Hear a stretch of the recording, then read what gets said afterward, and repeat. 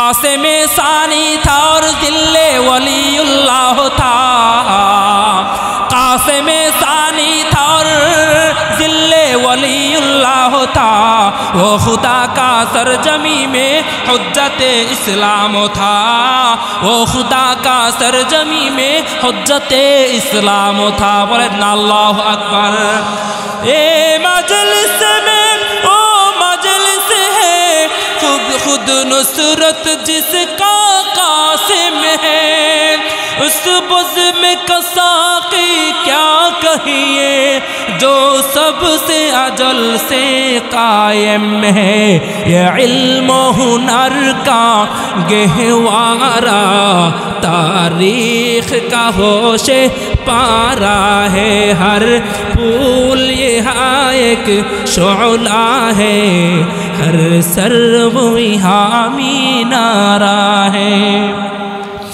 امداد رشید و اشرف کا یہ قلزم عرفاں پہلے گا، یہ شجر طیب پہلا ہے تا وسعت ان کا پہلے گا۔ یہ علم و ہنر کا گہوارہ تاریخ کا ہوش پارا ہے، ہر پھول یہاں ایک شعلہ ہے، ہر سرو یہاں مینارہ ہے۔ نیا اے شان نیا رنگ نیا دور نیا ہے، اے شان نیا رنگ نیا دور نیا ہے۔ نام تو اسلام مگر کام کفر ہے، نام تو اسلام مگر کام کفر ہے۔ لا حول ولا قوت کیسا بشر ہے، لا حول ولا قوت کیسا بشر ہے۔ صورت بوزین مگر دم کا قصر ہے، صورت بوزین مگر دم کا قصر ہے۔ السلام علیکم ورحمۃ اللہ وبرکاتہ۔ আপনারা সবাই ভালো আছেন? আলহামদুলিল্লাহ, আল্লাহ পাক রাখছেন ভালো।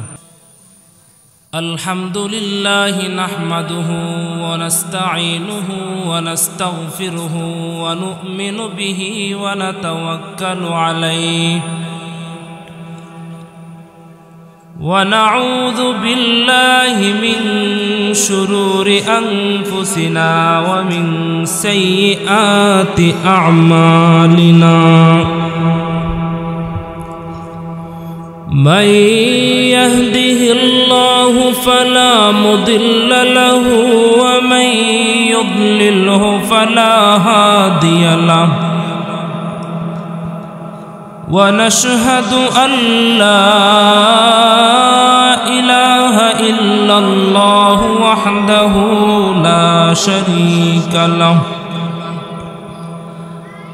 لا خالق إلا الله ولا مالك إلا الله ولا رازق إلا الله، ونشهد أن سيدنا وسندنا وحبيب ربنا ومحبوبنا ومعشوقنا ومولانا محمدا عبده ورسوله، أرسله بالحق بشيرا ونذيرا وداعيا إلى الله بإذنه وسراجا منيرا، أما بعد فأعوذ بالله من الشيطان الرجيم، بسم الله الرحمن الرحيم،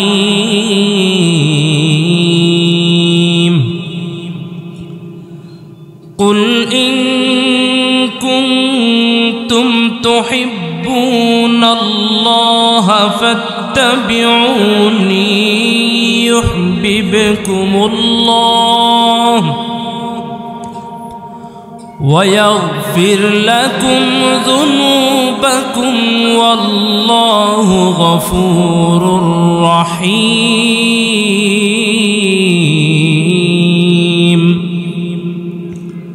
صدق الله المولانا العظيم وصدق رسوله النبي الكريم، ونحن على ذلك من الشاهدين والشاكرين والذاكرين، والحمد لله رب العالمين.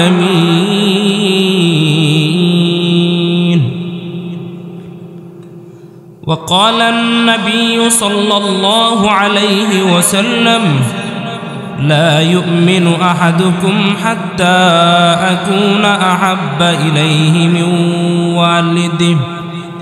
من والده وولده والناس أجمعين،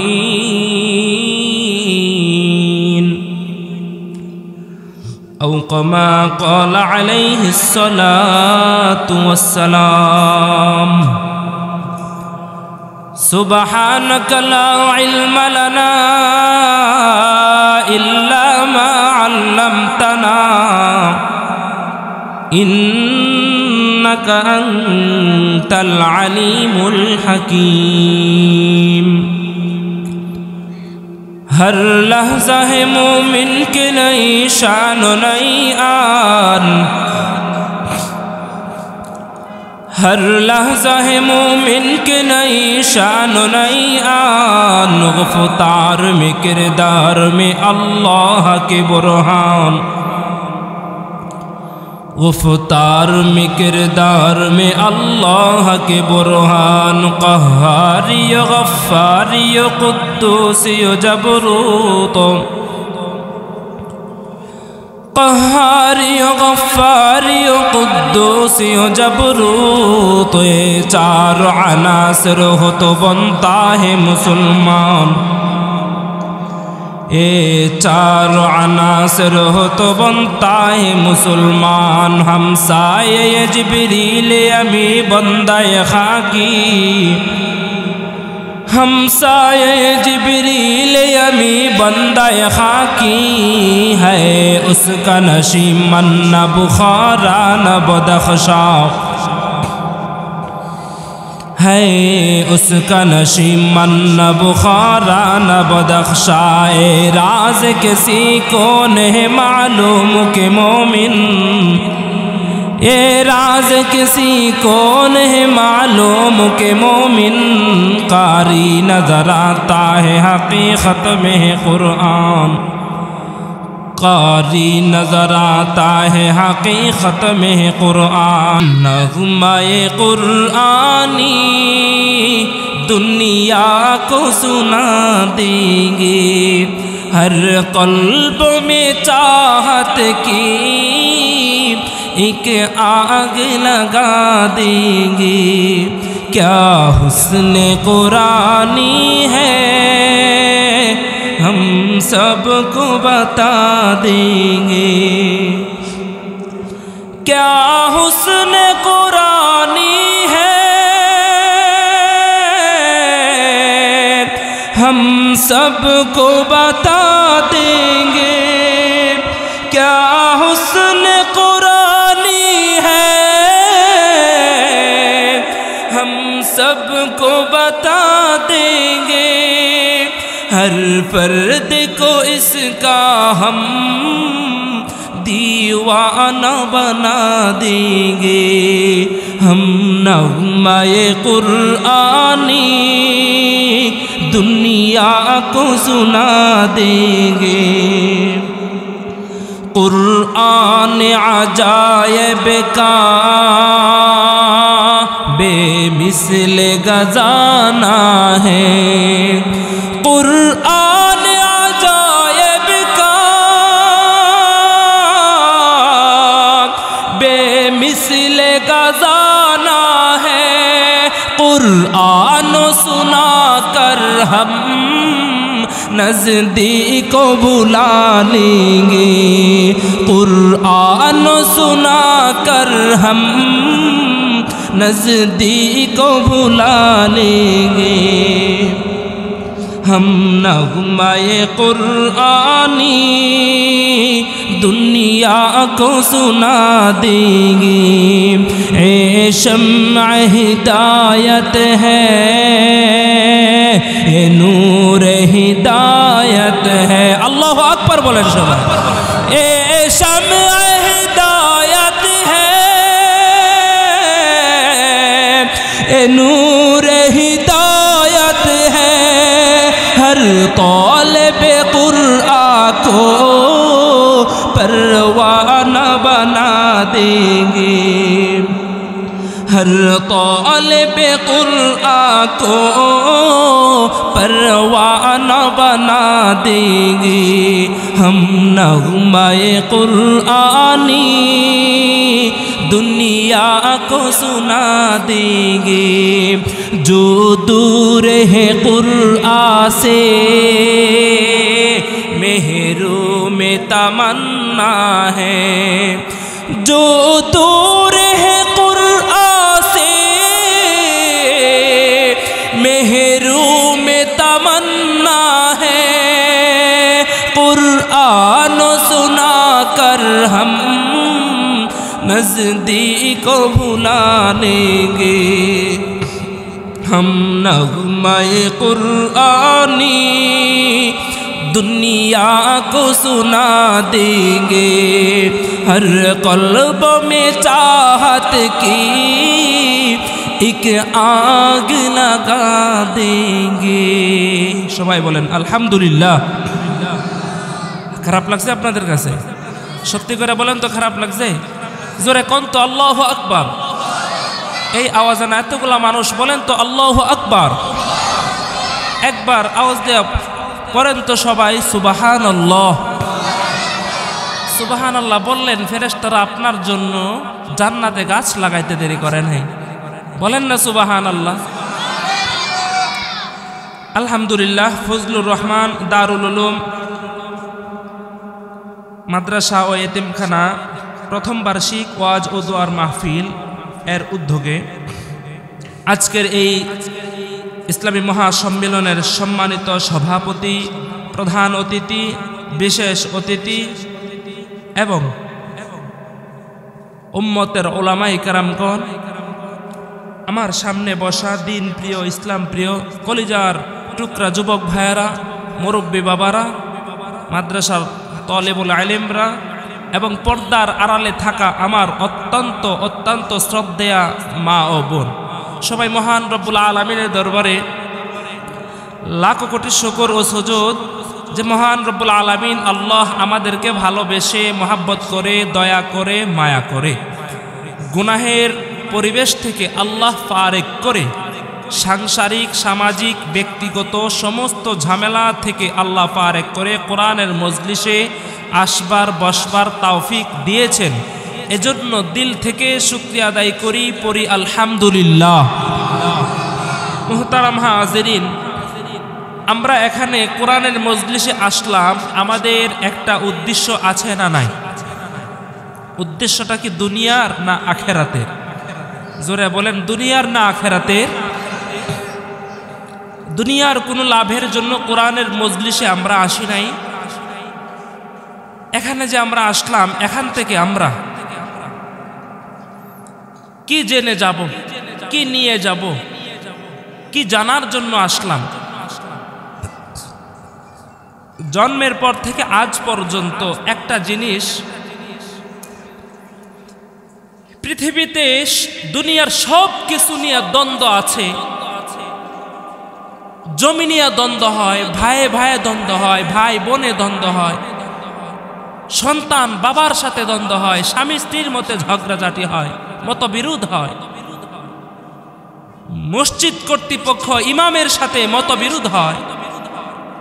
কিন্তু একটা জিনিস আমাকে বলবেন, আজও পর্যন্ত আমি আর আপনি যে মারা যাব এটা নিয়ে কারো কোনো দ্বিমত আছে? জোরে বলেন বাজান। আমি আর আপনি যে বাঁচবো না, মারা যাব, এই অট্টালিকা, এই বিল্ডিং, এই জমি, এই দুনিয়ার সুখ, এই দুনিয়ার আরাম আয়েশ,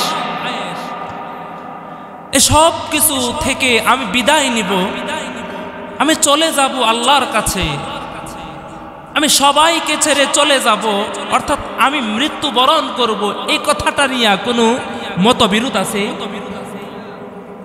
কোনো দ্বিমত আছে? কোনো ঝগড়া আছে? আজও পর্যন্ত মানব বন্ধন করছে কেউ যে আমরা মরব না? কেউ আছে? শুনছেন কোনোদিন? সবাই মারা যাব। কুল্লু নাফসিন যায়িকাতুল মাউত। আল্লাহ বলেছেন যে দেহে প্রাণ আছে, এ দেহের মরণ আছে। মুহতারাম হাজির, আমরা জান্নাতে ছিলাম, অল্প সময়ের জন্য দুনিয়াতে এসেছি, আবার আমরা যাব কোথায়?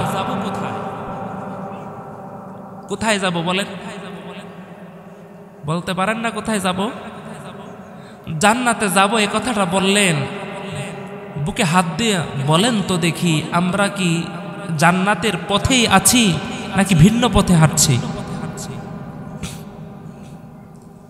এই এগুলো বন্ধ করো। আল্লাহ আমাদেরকে জান্নাতে নেবেন, জান্নাতে আমরা যাব, জান্নাতের পথে হাঁটা দরকার, অথচ আমরা জান্নাতের পথ থেকে ভিন্ন পথে হাঁটতেছি। আপনাদের সমাজে কোনো মুসলমানের ঘরের সন্তান জন্ম নেওয়ার পরে কেউ শুনছেন যে এ সন্তানটার নাম রেখেছে জনাব কুকুর, নাম রেখেছেন কেউ? কেন রাখেন নাই? একটা মানুষের নাম আবার কুকুর হয় কেমনে? কুকুর তো নিকৃষ্ট একটা প্রাণী, তাই না? নিকৃষ্ট একটা প্রাণী, কুকুর নাম রাখে না কেন? কুকুর নিকৃষ্ট একটা প্রাণী, এর চরিত্র বড়ই খারাপ। মুসলমানের ঘরে সন্তান জন্ম নেওয়ার পরে নাম রাখে ফজলুর রহমান, আব্দুর রহমান, খালিদ, সাইফুল্লাহ। কথা কন ঠিক না বেঠি? তাকে মুসলমানের ঘরে সন্তান জন্ম নেওয়ার পরে তার নাম রাখা হয় মুহাম্মদ। সুন্দর না? ও সুন্দর। এই লোকটার নাম শুনে আপনার কাছে ভালো লাগলো, এই লোকটার সাথে একটু চলতে মন চাইলো, এ লোকের সংস্পর্শে গেলেন, কিছুক্ষণ সময় অতিবাহিত করলেন।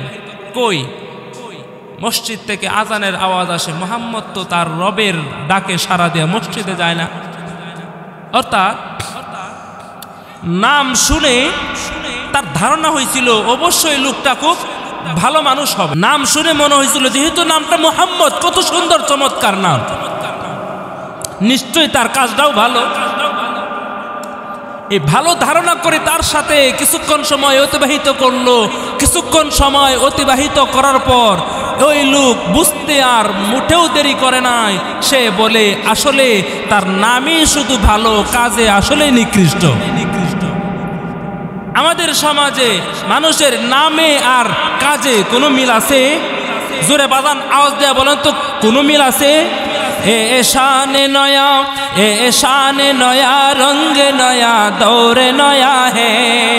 ए शान नया, रंग नया, दौर नया है। नाम तो इस्लाम मगर काम कुफर है, नाम तो इस्लाम मगर काम कुफर है।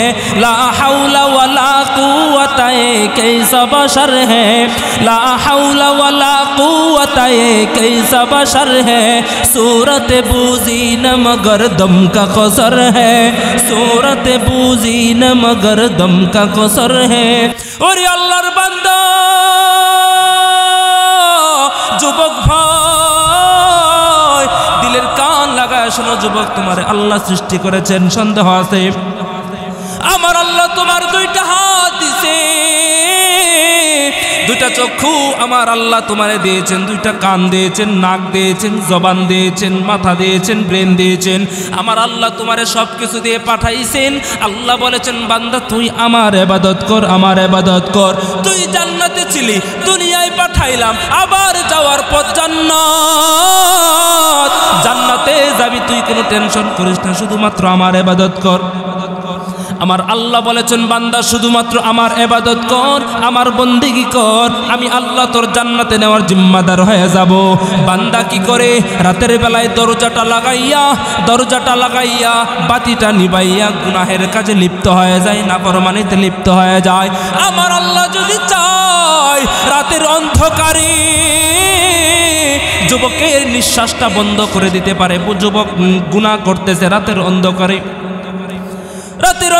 যুবক গুনাহ করে, আমার আল্লাহ যদি চায় জবান বন্ধ করে দিতে পারে, নিঃশ্বাস বন্ধ করতে পারে, কিন্তু আল্লাহ তা করেন নাই। বরঞ্চ বান্দা নাফরমানি করে, বান্দা জিনার কাজ করে, বান্দা অন্যায় কাজ করে, আমার আল্লাহ বান্দার যেন জবান বন্ধ না হয়, নিঃশ্বাস বন্ধ না হয়, জানালার ফাঁক দিয়া দরজার নিচ দিয়া অক্সিজেন পাঠায় দেয়। সুবহানাল্লাহ। ও মেরে রব হে मेरे सब है मेरे पलने वाला है। अल्लाहु अकबर बोले। ओ मेरे रब है मेरे सब है मेरे पलने वाला है। ओ मेरे दिल में हिदायत का बत्ती जलने वाला है। ओ मेरे दिल में हिदायत का बत्ती जलने वाला है। वो मेरे खालिक है, वो मालिक है, वो रहमान रहीम है। ओ मेरे खालिक है, वो मालिक है, वो रहमान रहीम है। ओ मेरे सत्तार है, गफ्फार है, रज़्ज़ाक़ व करीम है। ओ मेरे सत्तार है, गफ्फार है, रज़्ज़ाक़ व करीम है। ज़बान खुले बोला जाबे कि अल्लाहु अकबर। আল্লাহর জবান মুখে উচ্চারণ করতে কেমন লাগে বলেন? ভালো লাগে না খারাপ লাগে? আরে জোরে কর না, আল্লাহর নাম জবান দিয়ে উচ্চারণ করতে কেমন লাগে? ভালো লাগে না খারাপ লাগে? ও মধুর নামটি নিলে হৃদয় হাসে, ও মধুর নামে সুখ নেমে আসে। ও নামের তুলনা মেলে না, ও নামের তুলনা মেলে না, তুলনা নাই। এসো না আল্লাহর নামে গান গাই, এসো না মন প্রাণ জোড়ায়, এসো না মন প্রাণ জোড়ায়। আল্লাহু আকবার বলো, আল্লাহু আকবার, আল্লাহু আকবার বলো। মাশাআল্লাহ। আল্লাহু আকবার বলো, আল্লাহু আকবার, আল্লাহু আকবার বলো।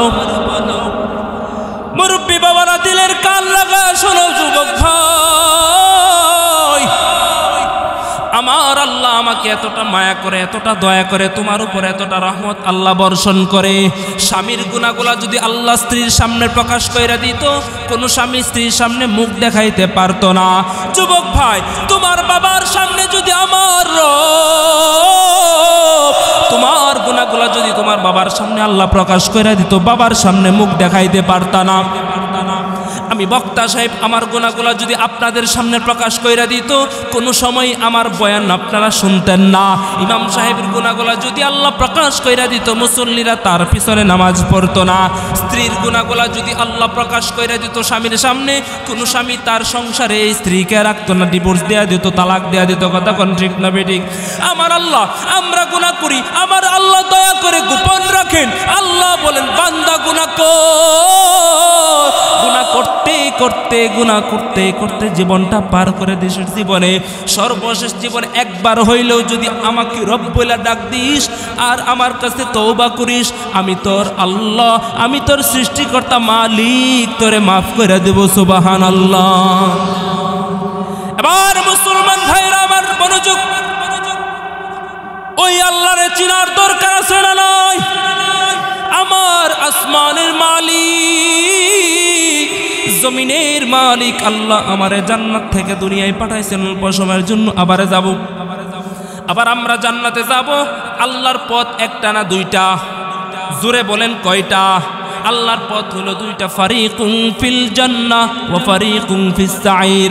দুটো পথ তোমার জন্য আমার আল্লাহ দিয়েছেন। জান্নাতে যাইতে পারো, জান্নাতের পথে হাঁটতে পারো, বাধা নাই। জাহান্নামের পথেও তুমি হাঁটতে পারো, কোনো বাধা নাই। তবে যেই পথে যাইবা ফলাফল আমি আল্লাহ তোমাকে নিজ হাতে দেয়া দেব, সেদিন বুঝবা তুমি কোন পথে ছিলা, সঠিক না বেঠিক। দুনিয়ায় আযান দিয়েছে, মসজিদে যাও না, কেউ বাধা দেয় না। ঈদের জামাতের সময় তুমি ঈদের নামাজ পড়তে যাও না, কেউ বাধা দেয় না।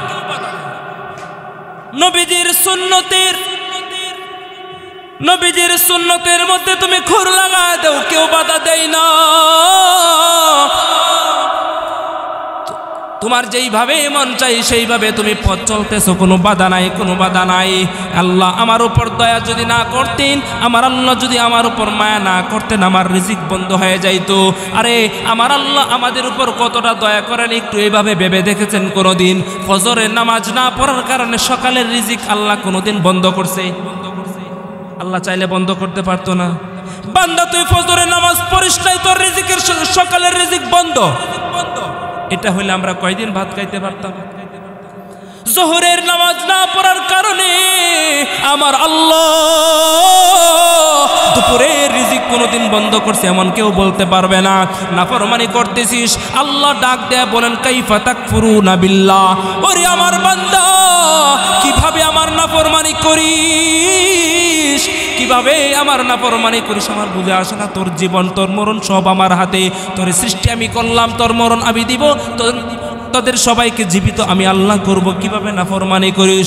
এবার বলেন তো দেখি, ওই আল্লাহর সাথে সম্পর্ক করা দরকার আছে না নাই? আমার আল্লাহ বলে তুমি যদি জান্নাতে সত্যি সত্যি যাইতে চাও, আমার সন্তুষ্টি লাগবে, আমার ভালোবাসা লাগবে। এবার আল্লাহর ভালোবাসা কিভাবে পাওয়া যায়?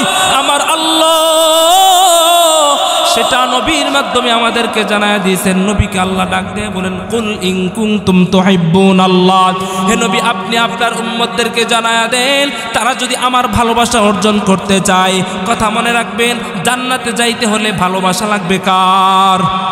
জোরে বলেন না কার? আল্লাহ ডাক দেয়া বলেন তোমার উম্মতদেরকে জানায় দাও, হাবিব আমার তোমার উম্মতদেরকে জানায় দেয়, জান্নাতে যদি যাইতে চায় আমার ভালোবাসা দরকার আছে। বলে আপনার ভালোবাসা কিভাবে অর্জন করবে? আল্লাহ আমাদেরকে পথ বলে দিয়েছেন, মাধ্যম বলে দিয়েছেন, বান্দা এই পথে হাঁটো, আমার ভালোবাসা অর্জন করতে পারবা।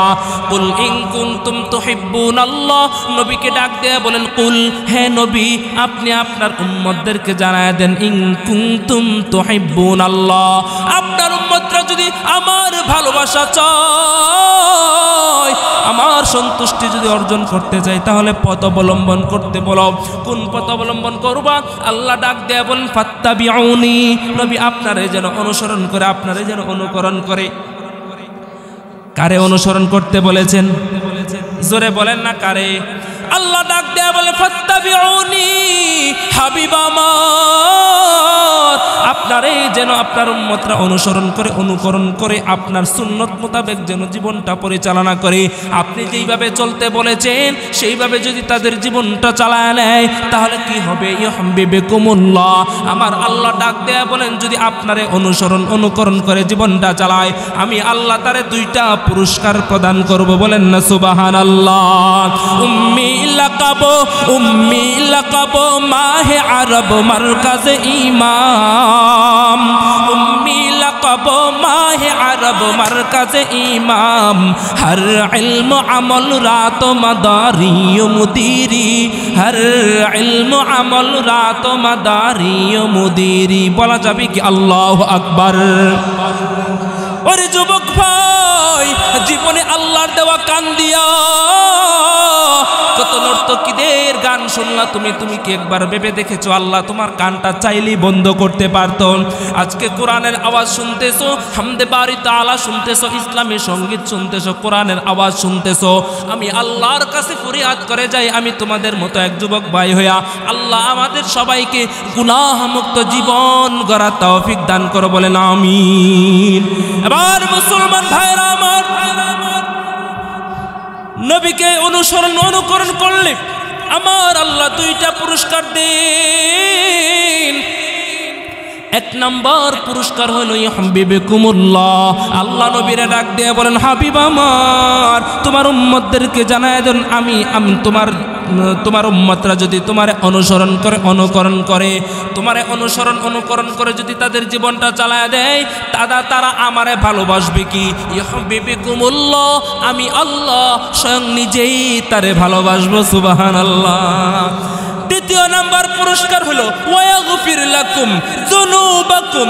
আমি আল্লাহ শুধু কি তাদেরকে ভালোবাসবো, শুধু কি তাদেরকে ভালোবাসবো তা না, আমি আল্লাহ স্বয়ং নিজে তাদের সমস্ত পূর্বের গুনাহগুলো মাফ করে দেব।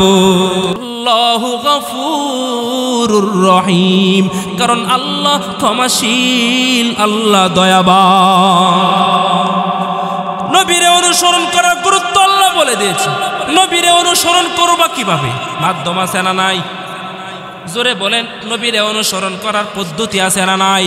নবীজি ওনার জীবনে একবার মিথ্যা কথা বলছে, জোরে বলেন বলছে। আর আমরা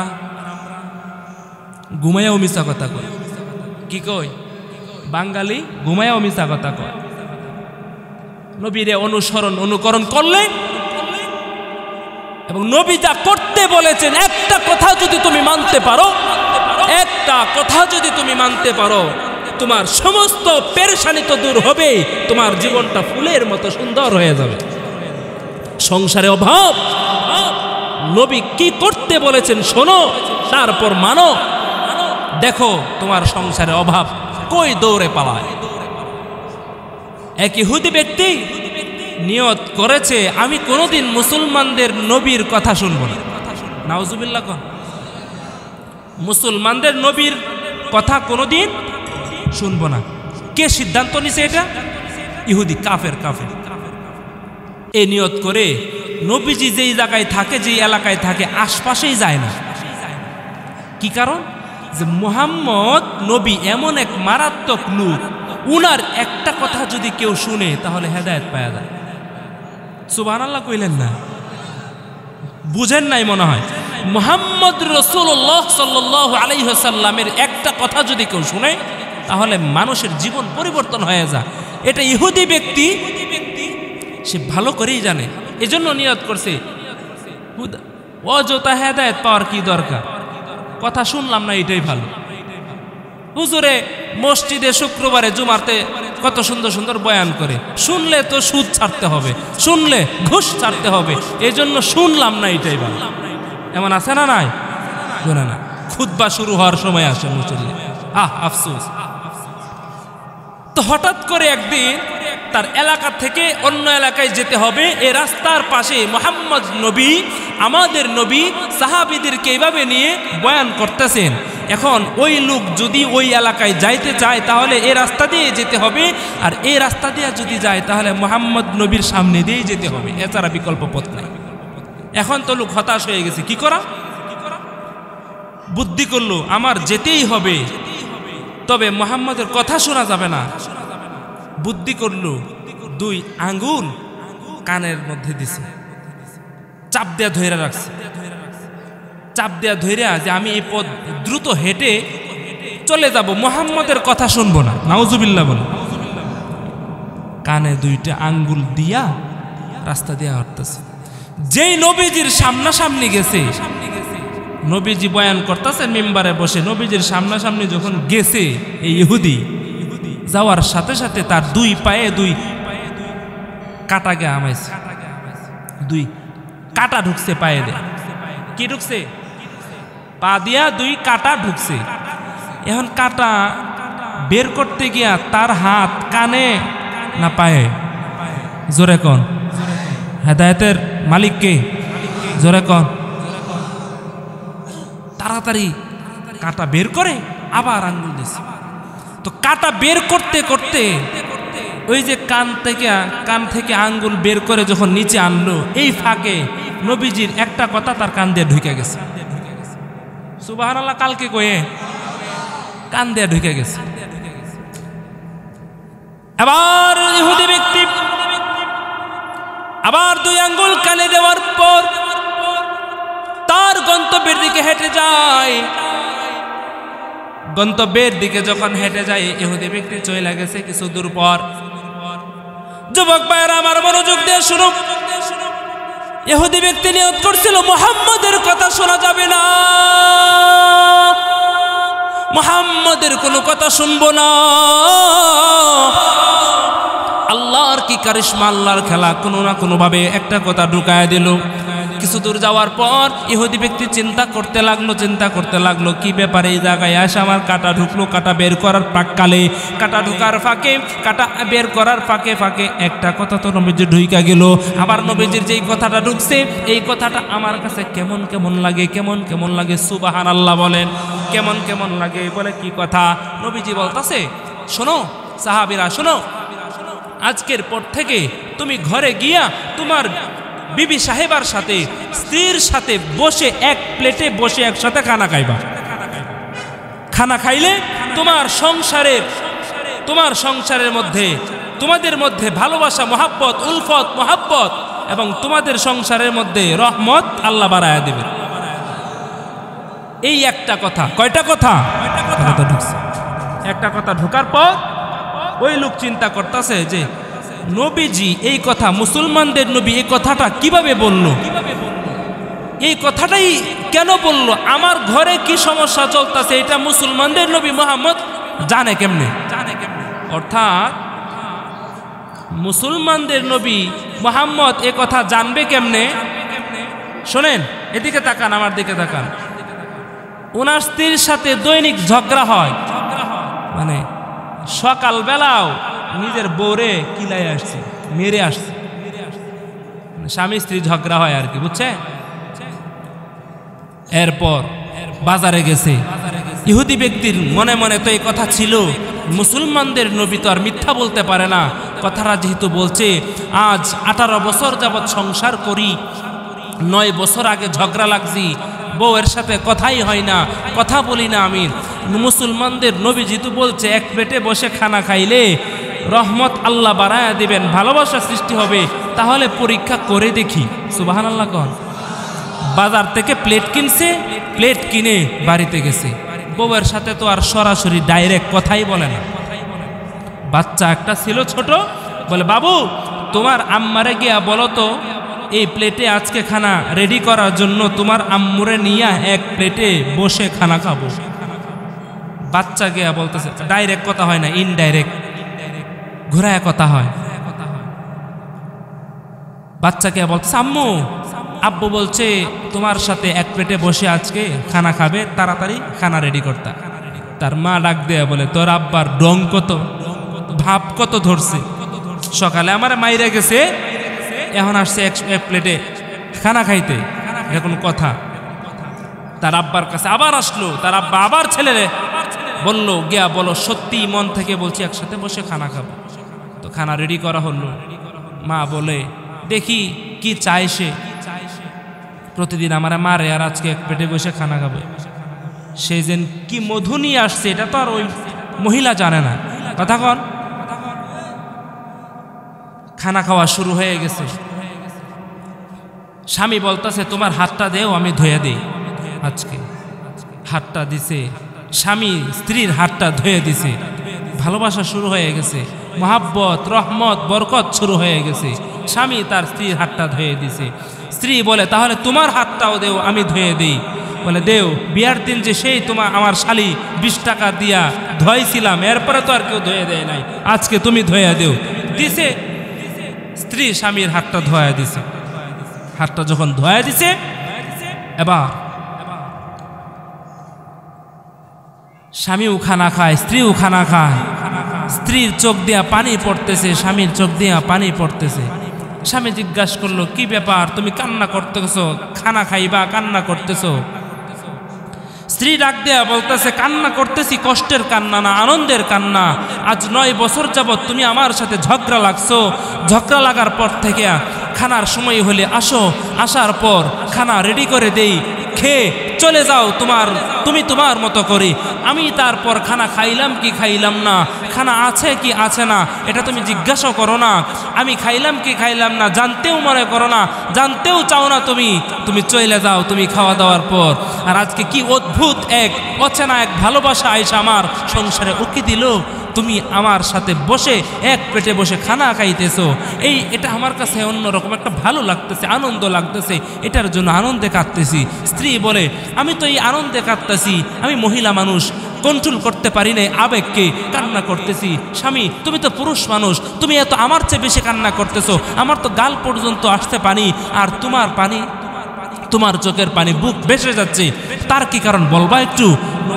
ইহুদি ব্যক্তি বলে, আমি কাঁদতাছি এটার জন্য না, আমি নিয়ত করেছিলাম মুসলমানদের নবীর কোনো কথা আমি শুনবো না, শুনলে আমার কি হয় না হয়, আমি হেদায়েত পেয়ে গেলাম কিনা, এটার জন্য নবীজির কোনো কথাই শুনি না। কিন্তু অনাকাঙ্ক্ষিতভাবে অ্যাক্সিডেন্ট হয়ে যাওয়ার কারণে অনিচ্ছা থাকা সত্ত্বেও অনিচ্ছাকৃতভাবে মুহাম্মদের একটা কথা মাত্র শুনছি। শোনার পর আমি এ কথাটা সত্য কিনা, এ কথাটা ঠিক হয় কিনা, উচিত কিনা, ভালো কিনা, সঠিক কিনা, এটা পরীক্ষা করার জন্য আমি ইন্টারভিউ নিতেছি, পরীক্ষা করতেছি। পরীক্ষা করে দেখলাম মুসলমানদের নবী মুহাম্মদ যেই কথা বলে একটাও মিথ্যা কথা বলে না, প্রতিটা কথা তার সত্য।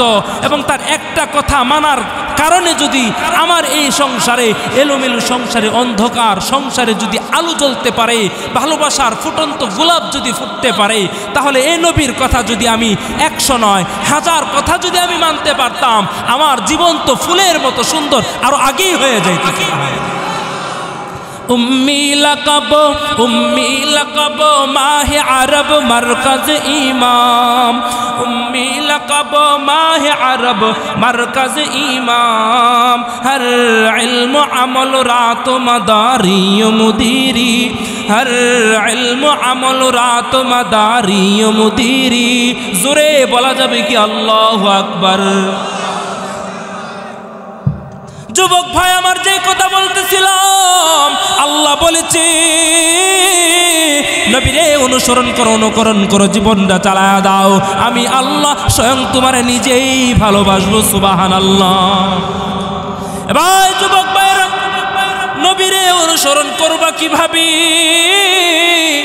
সাহাবায়ে কেরাম যেইভাবে নবীরে ভালোবাসছিল, যেভাবে জীবন দিয়ে নবীরে ভালোবাসছিল, ওমর রাদিয়াল্লাহু তাআলা আনহুরে নবী ডাক দিয়ে বলেন, ওমর তুমি আমারে কতটুকু ভালোবাসো?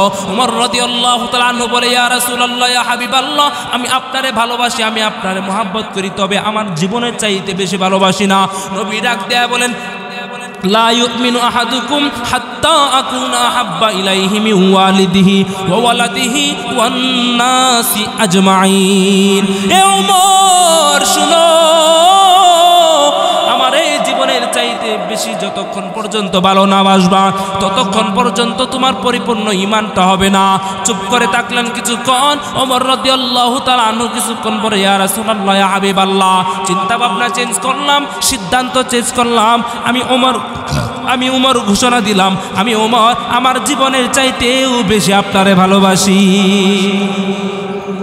উমর ডাক দেয়া বলে, আমার জীবন থাকলো নবীর ভালোবাসা নয়, এই জীবন দিয়ে আমার কোনো লাভ নাই, এই জীবনের কোনো মূল্যই হবে না, এই জীবনের কোনো মূল্য নাই। আল্লাহর নবীর সাহাবী আব্দুল উজ্জা, যার নাম ছিল, ইহুদি মানুষ ছিল, কাফের মানুষ ছিল, 6 থেকে 7 বছরের বালক ছিল। খারাপ লাগতেছে আপনাদের কাছে? আব্দুল উজ্জা ছোট্ট বালক, কাফের, মক্কার জমিনে গরিব মানুষ ছিল, ছোট্টবেলায় বাবা হারায় ফেলছে, বাবা হারানোর পর এতিম হয়ে গেছে। মুরব্বী বাবারা গভীর মনোযোগ দিয়ে শোনো। আব্দুল উজ্জা 6 থেকে 7 বছর বয়স, এর মধ্যে বাবারে হারায় ফেলছে, এতিম হয়ে গেছে, গরিব মানুষ। তার চাচা ছিল বড় লোক মানুষ।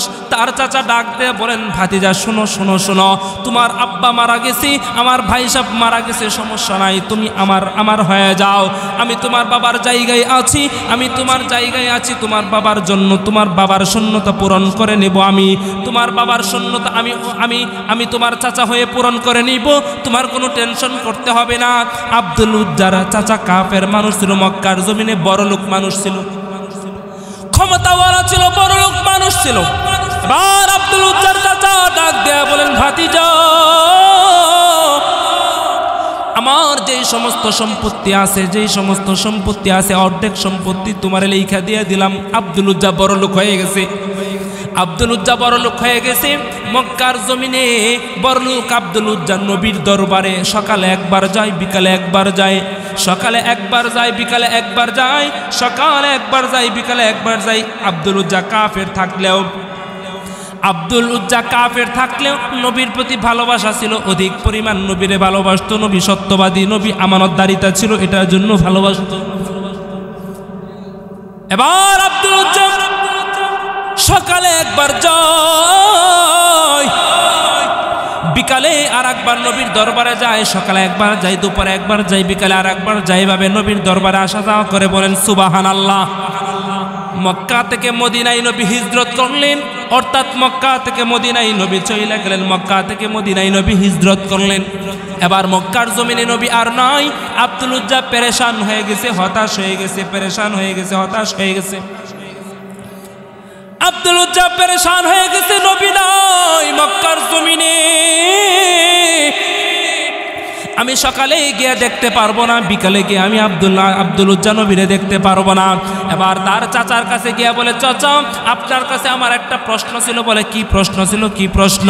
এবার আব্দুল উজ্জা ডাক দেয়া বলে, চাচা আমার একটা প্রশ্নের উত্তর দিবেন কিনা? আমার একটা প্রশ্নের উত্তর আপনি দেন চাচা, আমার একটা প্রশ্নের উত্তর দেন।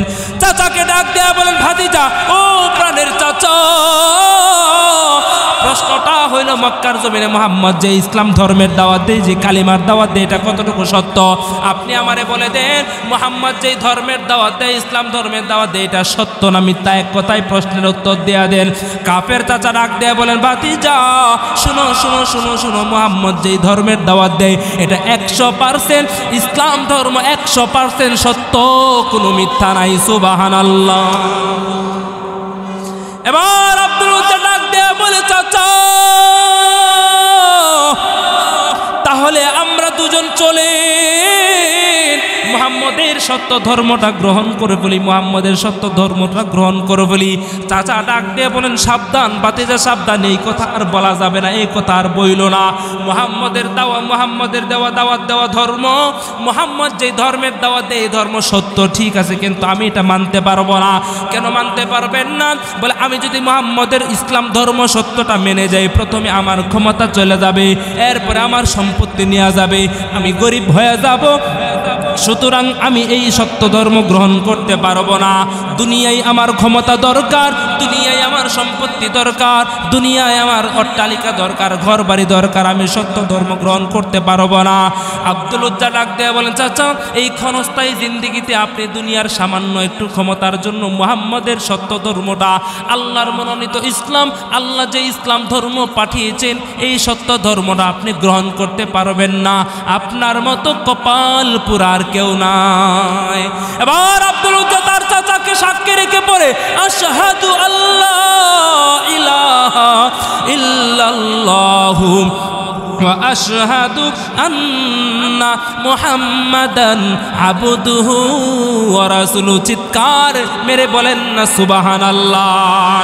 हम शान रिसालत पे है दिल दादो शैदा, हम शान रिसालत पे है दिल दादो शैदा, हम शान रिसालत पे है कुर्बान सुवैदा, वो जिसके जुबा शान रिसालत को सताई, वो जिसके जुबा शान रिसालत को सताई, मसनद से निकालेंगे उसे कीचे किलाई, वो जिसका कलम शान रिसालत को घटा दे, ऐ शान नबूवत को गुलाम उसको मिटा दे। सुबहान अल्लाह। এবার আব্দুল উজ্জা ডাক দেয়া বলেন, চাচা দুনিয়ার সম্পত্তির দরকার নাই, দুনিয়ার ক্ষমতার দরকার নাই, সব আমি লাথি মেরে ফেলে দিয়ে গেলাম। আপনার কাছে আমার আসার দরকার নাই, মদিনায় আমার নবী আছে, নবীর কাছে আমি চলে যাব, আপনার কাছে আমি আর কোনোদিন আসবো না, চিন্তার কোনো কারণ নাই। এবার আব্দুল উজ্জারে তার চাচা ডাক দেয়া বলে, আব্দুল উজ্জা ও ভাতিজা শোনো শোনো, তুমি আমার কাছ থেকে চলে যাবা, আমার কথা যেহেতু আজকে আর মানো নাই, আমার কথা যেহেতু আর মানো নাই, তাহলে আমি যে সম্পত্তি দিয়েছিলাম আমারগুলো আমারে ফিরায় দেও, আমারগুলো আমারে ফিরায় দেও, আর কোনোদিন আমার কাছে আইসো না। আব্দুল উজ্জা ডাক দিয়ে বলেন, আমি যখন কালিমায়ে শাহাদা পাঠ করেছি, আমি যখন ঈমান এনেছি, দুনিয়ার সব কিছু লাথি মেরেই ঈমান এনেছি। সুবহানাল্লাহ বলেন। দুনিয়ার কোনো মহাব্বত, দুনিয়ার কোনো মায়া আমারে আর এই পথ থেকে আটকাতে পারবে না, এই পথ থেকে আর আটকাতে পারবে না। এই কথা বলে তার চাচা যেই সম্পত্তি দিয়েছিল সমস্ত সম্পত্তি তারগুলা ফিরাই দিয়েছে। এবার আব্দুল উজ্জা আগের মতো গরিব হয়ে গেছে। আব্দুল উজ্জা এখন তার চাচার কাছ থেকে বিদায় নিয়ে বাড়ির পথে রওনা হয়ে গেছে। বাড়ির পথে যখন রওনা হয়ে যায়, বাড়ির পথে যখন চলে যায়, তার চাচা ডাক দিয়ে বলেন, ভাতিজা আমার শুনো, তোমার সাথে কিন্তু আমার হিসাব নিকাশ এখনো শেষ হয় নাই। দেখেন, চিন্তা করে দেখেন কত বড় নিষ্ঠুর চাচা, ভাতিজাকে কতটা নোংরা মন মানুষ নোংরা আচরণ করতেছে ভাতিজার সাথে। ভাতিজার কাছ থেকে সম্পত্তি নিয়ে গেছি, আর কোনোদিন তার কাছে যাইতে হবে না, যাওয়ার কোনো রাস্তা নাই, সমস্ত রাস্তা বন্ধ করে ফেলছে তার চাচা। আব্দুল উজ্জা ডাক দেয়া বলেন, সম্পত্তি নিয়ে গেলেন, আমি বাড়িতে চলে যাব, এখন আর কি হিসাব নিকাশ বাকি আছে? এবার চাচা ডাক দেয়া বলেন, আরো হিসাব নিকাশ আছে।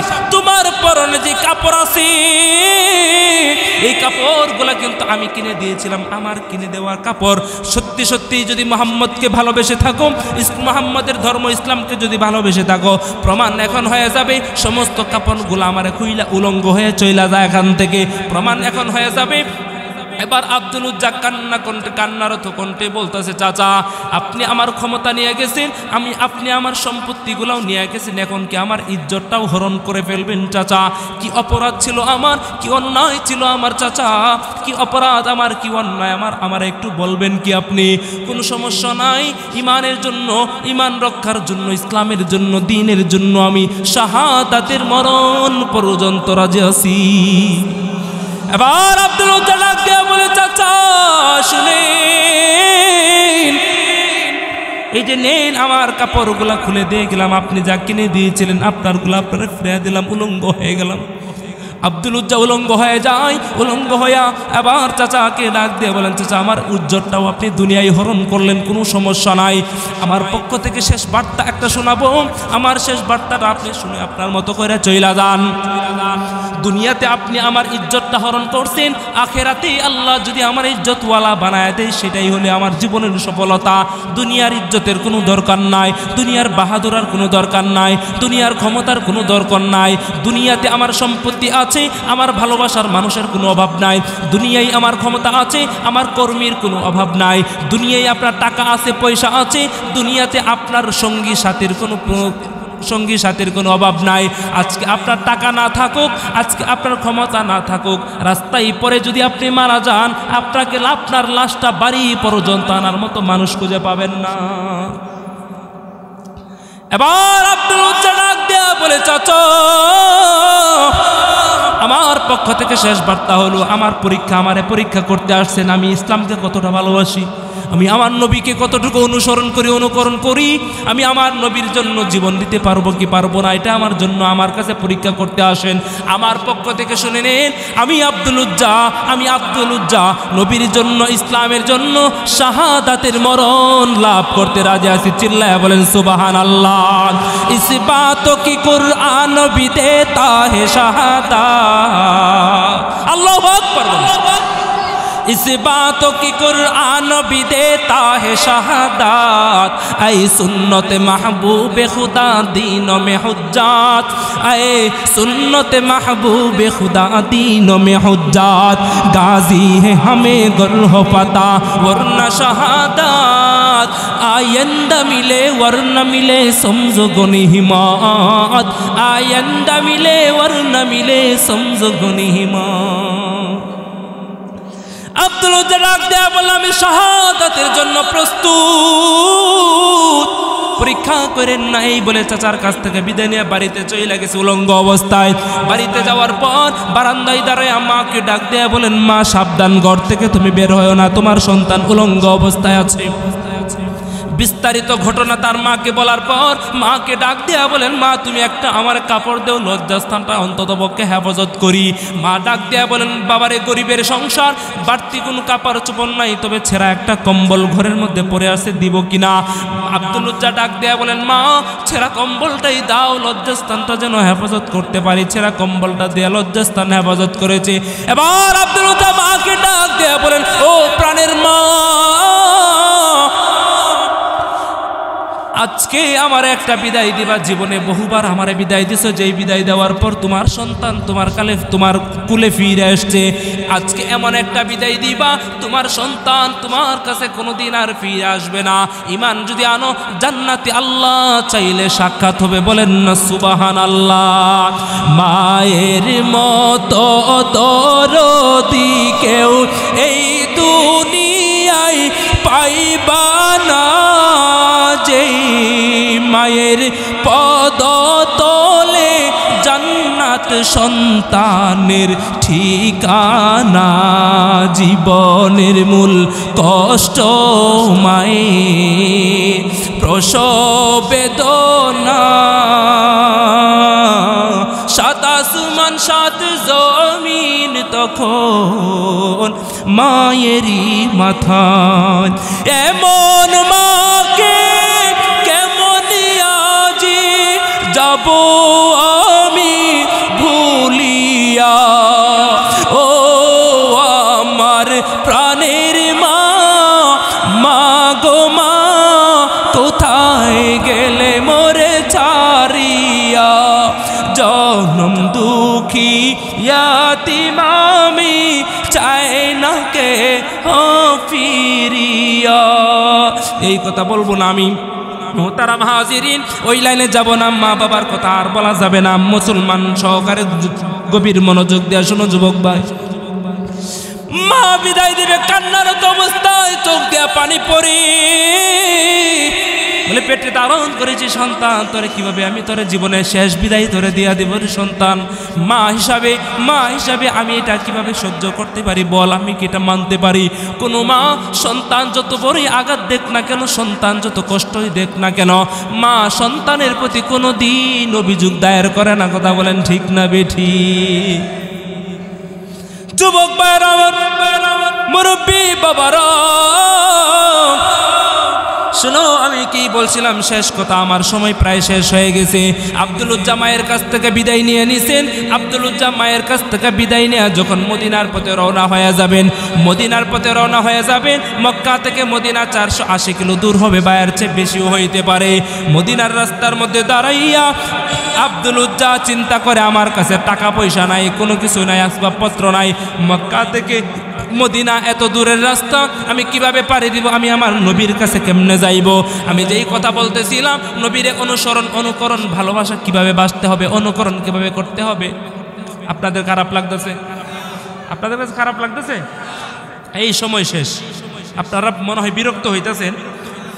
এবার আব্দুল উজ্জা মদিনার রাস্তার মধ্যে দাঁড়াইয়া আল্লাহর কাছে দুইটা হাত উঠায় বলেন, আয়ে খুদায়ে পাকে রহমান রহিম, কাদিয়ে হাজাত ওয়াহাব করিম, ऐ इलाहल आलमी ऐ बेनियाज, दीन दुनिया में हमारे कारसाज। सुभान अल्लाह।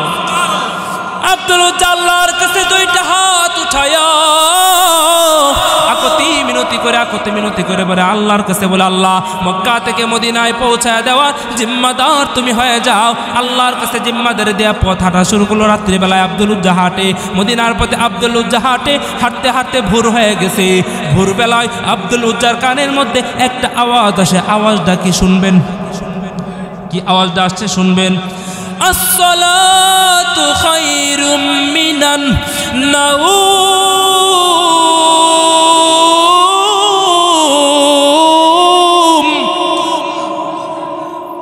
মদিনার পথে যখন আব্দুল উজ্জা যায়, মদিনার আশপাশে যখন যায়, আব্দুল উজ্জার কানের মধ্যে এই আওয়াজ যখন আসে, আব্দুল উজ্জা তো অবাক হয়ে গেছে। কি ব্যাপারে এত সুন্দর এত চমৎকার আজানের সুর দুনিয়ার কোন মুয়াজ্জিনের না, দুনিয়ার ভিন্ন কোন মুয়াজ্জিনের তো আজান হইতে পারে না। লোকদেরকে জিজ্ঞাসা করলো, হে আমার ভাইয়েরা, এই আজানটা কোত্থেকে আসে আমার একটু বলো, এই আজানের সুরটা কার একটু বলো। লোকেরা বলে, মুসাফির ভাই, এই আজানের সুর এত চমৎকার কেন লাগতেছে, আমি তোমাকে বলবো কি বলবো না। আব্দুল উজ্জা ডাক দেয়া বলেন, আমারে জানাও, আমারে বলো, এই চমৎকার আজানটা আমার হৃদয় কেড়ে নিয়েছে, মন কারা, এই সুরটা কার ছিল? এবার লোকটা ডাক দেয়া বলেন, এটা দুনিয়ার ভিন্ন কোনো মুয়াজ্জিনের আজান না, দুনিয়ার ভিন্ন কোনো মুয়াজ্জিনের সুর হইতে পারে না, এটা হলো মদিনার মসজিদের মুয়াজ্জিন, মদিনার মসজিদের মুয়াজ্জিন হযরত বেলালের আজানের সুর। ये मुअज्जिन में तेरा नाम रहेगा, दुनियाए मुअज्जिन में तेरा नाम रहेगा, बेलाल तेरा नाम से इस्लाम रहेगा। दुनियाए सियासत में तेरा नाम रहेगा, दुनियाए सियासत में तेरा नाम रहेगा। फारूक तेरा नाम से इस्लाम रहेगा, दुनियाए शुजाअत में तेरा नाम रहेगा, दुनियाए शुजाअत में तेरा नाम रहेगा। सिद्दीक तेरा नाम से इस्लाम रहेगा, दुनियाए सखावत में तेरा नाम रहेगा, दुनियाए सखावत में तेरा नाम रहेगा। उस्मान तेरा नाम से इस्लाम रहेगा, उस्मान तेरा नाम से इस्लाम रहेगा। चित्कार मेरे বলা যাবে কি আল্লাহু আকবার। এটা হলো নবীরে অনুসরণ করা, নবীরে অনুসরণ করা। বলে এই মাদ্রাসা দেখছেন, তাকে একটা কথা বলি, এই মাদ্রাসা আসছে কোত্থেকে? যত কওমি মাদারিস আছে সমস্ত কওমি মাদারিসের মা কেন্দ্র যেটাকে বলে ভারতে দারুল উলুম দেওবন্দ মাদ্রাসা, নাম শুনেন নাই? নবীরে অনুসরণ কিভাবে করত, নবীজিরে অনুসরণ কিভাবে করত? দারুল উলুম দেওবন্দের মুহতামিম সাহেব কাসেম নানতবী, কাসেম নানতবী রহমতুল্লাহি আলাইহি, উনি মুহতামিম ছিলেন। ভারত উপমহাদেশে যখন ইংরেজরা মুসলমানদের সাথে একটা দ্বন্দ্ব লেগে গেছে, ঝগড়া লেগে গেছে, ওই সময়ে মুসলমানদের পক্ষে কাসেম নানতবী ছিল একমাত্র লিডার। কি ছিল? একমাত্র লিডার ছিল কাসেম নানতবী। লিডার যখন ছিল, ইংরেজ শাসক সরকার কাসেম নানতবীরে গ্রেফতার করার জন্য গ্রেফতারি পরোয়ানা জারি করে দিয়েছে। ছাত্ররা বলা বলি করতেছে, কাসেম নানতবী সাহেবকে তো ধরে নিয়ে যাবে, কি করা? সবাই গেল হুজুরের কাছে গিয়া বলল, হুজুর আপনার নামে তো গ্রেফতারি পরোয়ানা জারি হয়ে গেছে। একথা বলার পর কাসেম নানতবী রহমতুল্লাহি আলাইহি উনি কই যেন চলে গেছেন, কেউ খুঁজে পায় না। উনি এ কথা শুনে, গ্রেফতারের কথা শুনে পলাতক অবস্থায় আছে। সবাই অবাক, কাসেম নানতবী রহমতুল্লাহি আলাইহি উনি পলায়ে গেলেন, কই আছেন, কি করেন, কেউ জানে না। চিন্তা করতেছেন। 3 দিন পর আসরের নামাজ সবাই পড়তেছে, হঠাৎ করে নামাজের সালাম ফিরায় দেখেন পিছনে কাসেম নানতবী রহমতুল্লাহি আলাইহি নামাজে শরীক হয়ে গেছে। সুবহানাল্লাহ বললেন না? ছাত্ররা নামাজ সালাম ফিরায় বলে অবাক হয়ে গেল, কি ব্যাপার, গ্রেফতারি পরোয়ানা তো এখনো বন্ধ হয় নাই, চালু আছে, হুজুর আইসা পড়লো কেন? ধরে তো নিয়ে যাবে। হুজুরকে জিজ্ঞাসা করলো, হুজুর আপনি 3 দিন পলায়া ছিলেন, তোমাদের কি মনে হয় আমি কি ইংরেজ সরকারের ভয়ে পালায়া গেছি? শোনো, আমি কাসেম একমাত্র আল্লাহকে ছাড়া কাউকে ভয় পাই না। জোরে বলেন না, কাউকে ভয় পাই না। ইংরেজ সরকারের ভয়ে আমি পলায়া যাবার মতো লোক নয়। এ কথা যখন বললেন, এরপরে ছাত্ররা বলে তাহলে বলে নামাজ পড়ো, বাকি নামাজ বাদ আমি তোমাদেরকে বলবো। বসছে, বলল আমি আমার হাবিবকে অনুসরণ করি, নবীজির প্রত্যেকটা কথা আমি অনুসরণ করি, নবীজি যেইভাবে চলতে বলেছেন, যা করতে বলেছেন সব আমি করি, সব আমি মানি। তবে নবীজির জীবনের মধ্যে গারে সৌরে যখন নবীজি কাফেররা যখন নবীজিকে মারার জন্য ঘোরাফেরা করতেছে গারে সৌরে, নবীজি 3 দিন পলাতক ছিলেন। নবীজি জীবনীতে 3 দিন জালেম শাসকের ভয়ে 3 দিন পলাতক ছিলেন। নবীজির এই সুন্নতটা আমি কাসেম পালন করলাম 3 দিন পলাতক থেকে। সুবহানাল্লাহ বললেন না? কাসেমে সানি था और दिल्ले वलीउल्लाह था, कासिमे सानी था और दिल्ले वलीउल्लाह था, वो खुदा का सरजमी में हुज्जते इस्लाम था, वो खुदा का सरजमी में हुज्जते इस्लाम था। बोले ना अल्लाहु अकबर। ए मजलिस में ओ मजलिस है खुद नुसरत जिसका कासिम है, उस बुज़्म का साक़ी क्या कहिए, जो सबसे अजल से कायम है। ये इल्म हुनर का गहवारा, तारीख़ का होशे पारा है। हर फूल यहाँ एक शोला है, हर सर्व यहाँ मीनारा है। इमदाद रशीद अशरफ का ये कुल्ज़ुम इरफ़ा पहलेगा, ये शजर तैयब पहला है, ता उसअत इनका पहलेगा। ये इल्म हुनर का गहवारा, तारीख़ का होशे पारा है। हर फूल यहाँ एक शोला है, हर सर्व यहाँ मीनारा है। আব্দুল উজ্জা কিন্তু মদিনার মসজিদের বেলালের আযান শুনছে, এরপরে মসজিদে হাজির হয়ে গেছেন, কর্নারে বসে আছেন। নবীজি মসজিদে এসে হাজির হয়ে গেছেন, লক্ষ্য করে দেখে কর্নারে কে যেন ছিন্ন ছিন্ন অবস্থায় বসে আছে। ডাক দেয়া বলে, কে যুবক তুমি ছিন্ন ছিন্ন অবস্থায়, কে তুমি, পরিচয় কি? আব্দুল উজ্জা এসে ডাক দেয়া বলেন, ইয়া রাসূলুল্লাহ, আমি মক্কার সেই আব্দুল উজ্জা, সকালে একবার আসতাম, বিকালে একবার আসতাম। নবী কো, হ্যাঁ চিনতে পেরেছি, তোমার এই অবস্থা কেন? বলে, আমি ঈমান আনলাম, আপনাকে ভালোবাসি, এটা প্রমাণ করতে গিয়া আজকে আমার চাচা আমাকে এই অবস্থা করলো, কাপড়টুকু পর্যন্ত রেখে দিয়েছেন। নবীজি, আপনাকে আমি ভালোবাসি আল্লাহর তৈরি জান্নাত পাওয়ার জন্য, আল্লাহর ভালোবাসা পাওয়ার জন্য, আপনার ভালোবাসার প্রমাণ আমি এইভাবে দেয়া দিলাম।